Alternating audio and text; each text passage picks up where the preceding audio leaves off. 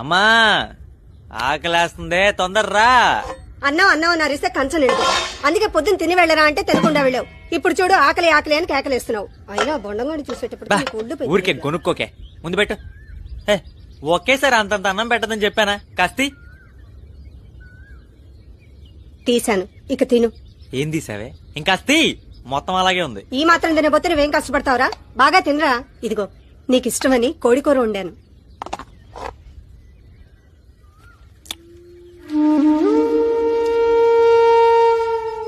రాబడి కూర్చో, వస్తున్నా. రై పొద్దున్న తిట్టించింది చాలరా, మళ్ళీ తిట్టిస్తావా ఏంటి?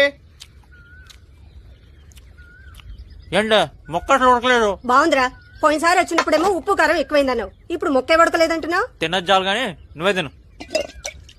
ఒరే ఏంటి అలా చేయి గడిగేసి వెళ్ళిపోతున్నావు? వెళ్ళరా వెళ్ళు. రేపు కట్టుకునేది గడ్డి వండి పెట్టినా కిక్కురు మనకుండా తింటావు చూడు, అప్పుడు తెలుస్తుందిరా ఈ అమ్మ మనసు. అది వచ్చినప్పుడు చూద్దాం లేవే. ఏరా దొరగారింటి నుంచి ఎప్పుడో ఒకసారి ఇంటికి వస్తావు. వచ్చినప్పుడు అమ్మ నీ కోసం ప్రేమగా కోడి మాంసం వండి పెడితే నువ్వేంట్రా వంకలు పెడతావు? బుద్ధి లేదు ఏంట్రా? నేను అడుగుతుంటే నువ్వేం మాట్లాడమేంటి? రే, మా అమ్మ ఎప్పుడు గంజన్నమే తింటుందిరా. కష్టపడి సంపాదించిన డబ్బులన్నీ దాసి నేను ఇంటికి వచ్చినప్పుడు నా కోసం కోడి కూర వండి పెడుతుంది. అది నేను బాగుందన్నానంటే మొత్తం నాకే పెట్టి తను మళ్ళీ గంజన్నమే తింటుందిరా. అందుకే అలా చేశాను. క్షమించరా, తెలియక నోరు జరిగాను. పర్లేదురా. సరే పదరా. రే నువ్వు వెళ్తూ ఉండి నేను వస్తాను. ఏంటన్నా ఏంటి ఈ వయసు నీకు ఈ కష్టాలన్నీ అవసరమా? నేను లేను, జరుగు.